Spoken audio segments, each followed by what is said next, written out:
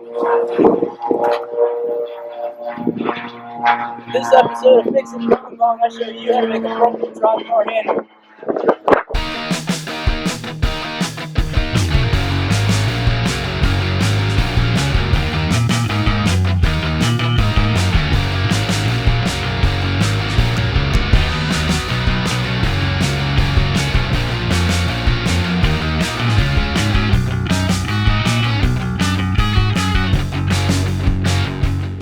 Wow, I know, it's been quite a while since our last two videos. Sorry about that, kind of just fell off the self-discipline wagon of editing and putting out videos.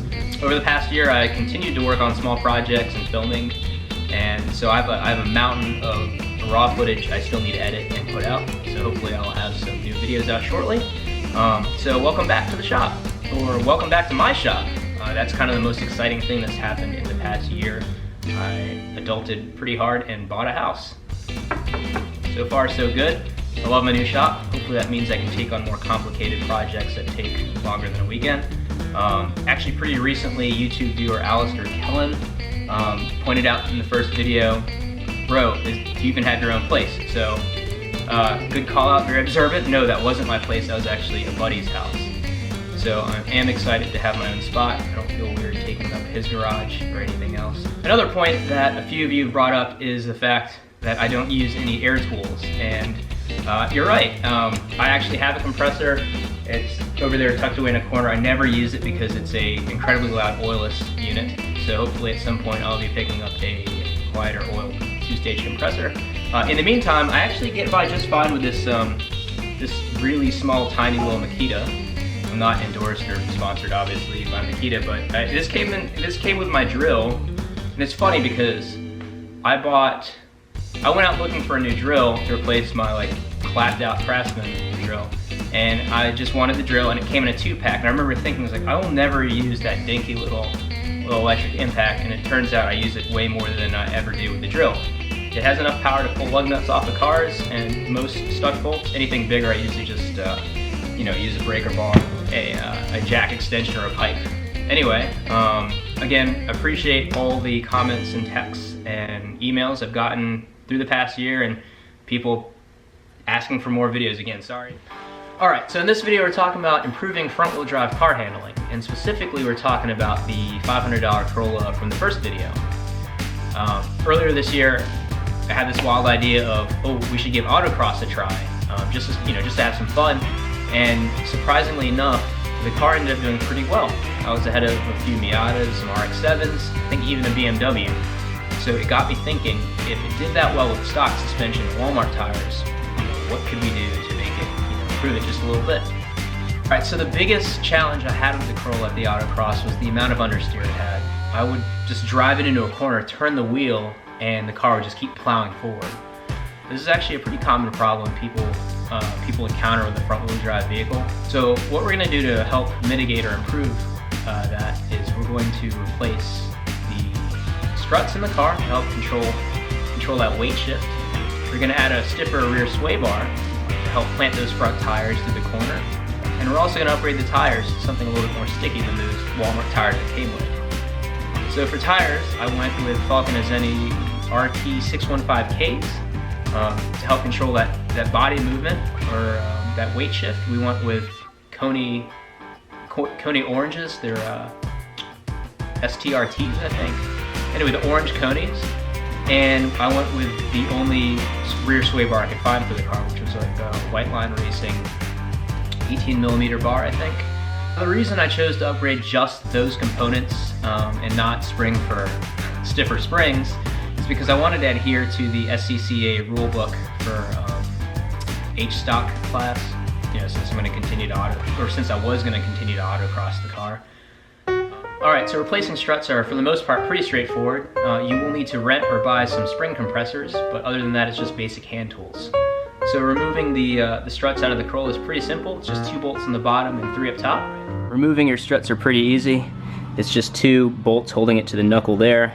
You're going to need to remove your brake line retaining bolt there, and only 3 nuts up top on the strut tower. Alright, start off by taking off your brake line retainer. That out of the way. Save the bolt. I always lose bolts, so I always put them back where I pull them out of so I can get them later. Next, strut to knuckle bolts. Alright, leave those bolts in for now while you take off the top nuts. Alright, for the top of the strut tower, it's just a 12mm nut up top. Make sure you don't lose these. Alrighty, now that you got your top nuts removed, you can go ahead and remove your strut to knuckle bolts here.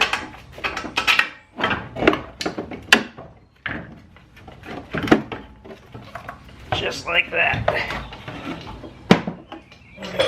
Once you have the strut out of the car, you're going to use the spring compressors to compress the spring so that you can remove the top hat, pull the old strut out, and swap the spring back onto the new strut.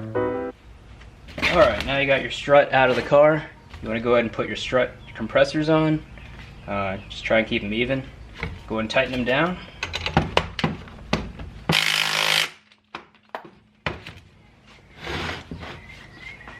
Alright, at the very top, you'll have a little plug here.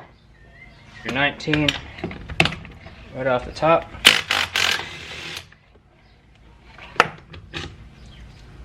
Move your top.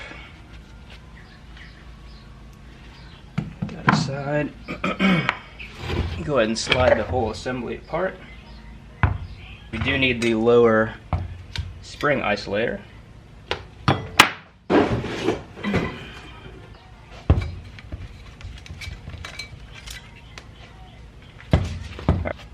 Isolator swaps right back on. Okay.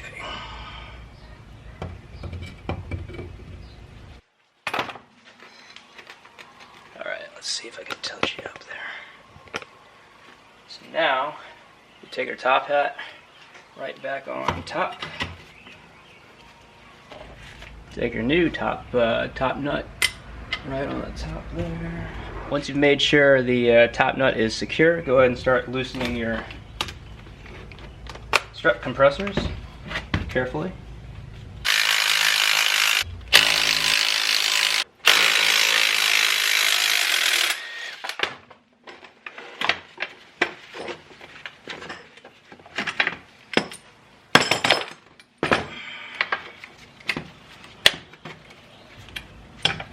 Yeah.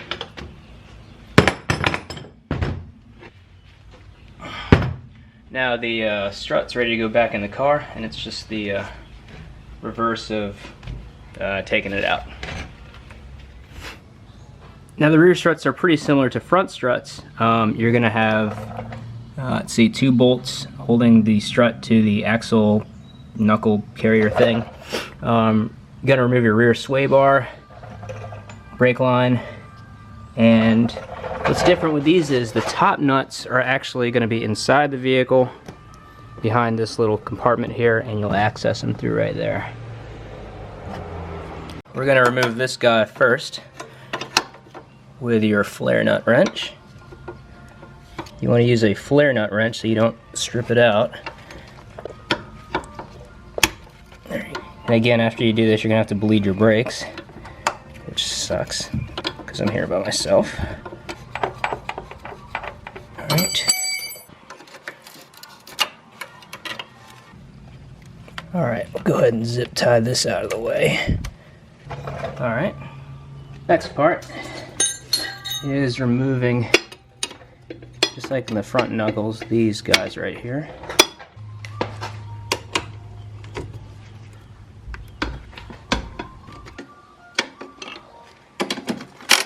Now you got your 2 bottom bolts undone, just these 3 top ones, and the strut comes out.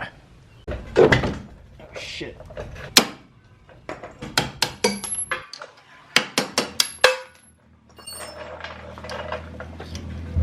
Alright, well, all this just pulls out.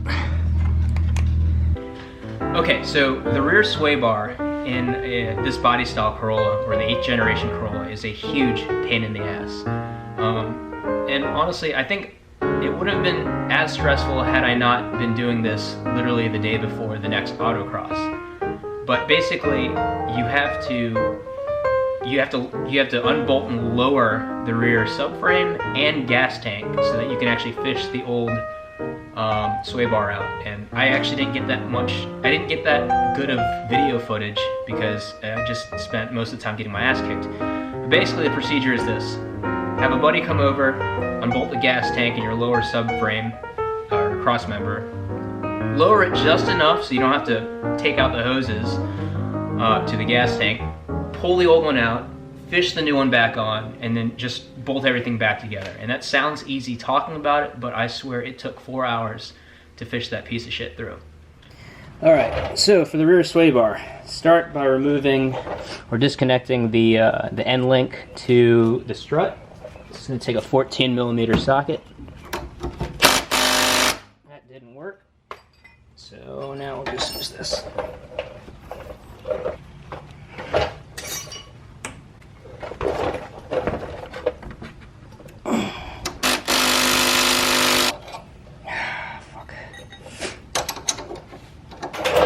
As I'm getting my ass kicked on camera.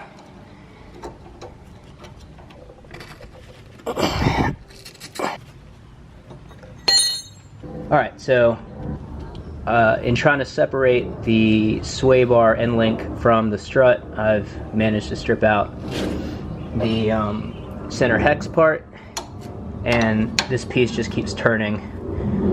So instead of messing around with it, I think we're just going to go ahead and cut it off, and I'll just get, since we're replacing the struts anyway, I'm just going to go ahead and get a new sway bar end link. Much better. Now that we've got the end link separated from the strut, it's just now loosening the sway bar bracket. Oh shit. Fuck. Alrighty. So this side's done. Do the same on the other side. Run into kind of a little bit of a snag here. When pulling the sway bar out, you'll notice that it gets in the way of the gas tank strap. So we're gonna actually have to lower the gas tank, which sucks. But there you go, FYI. I didn't know that this was gonna be the case, but you're gonna have to remove one gas tank strap, support the gas tank with a jack, and while your buddy fishes it out from the driver's side, you can slowly pull it out. So the installation of the new one's just pretty much reverse of that. I'm not gonna lie, it really sucked. So just take your time and you'll get it. A little bit of a tip too when inserting the new one. To get around the first bend, you want to have it kind of parallel with the side of the car, and have your buddy fish it in and you know, lay under there and just snake it through all the hoses and whatnot. And so we eventually got it all back together, pretty late at night, like I said, the day before the autocross.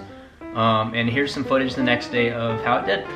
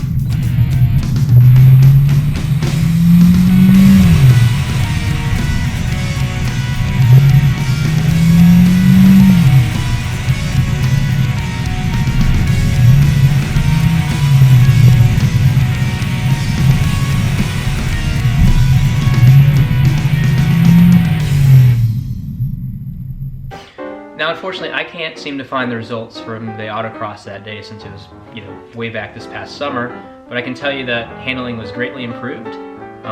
understeer was reduced, and under hard cornering now, this is pretty sweet, it would actually pick up the inside rear wheel. So overall, I'm pretty pleased with the results. About a month later, I ended up taking it down to Virginia International Raceway and doing the Circuitcross with it. Here's that video.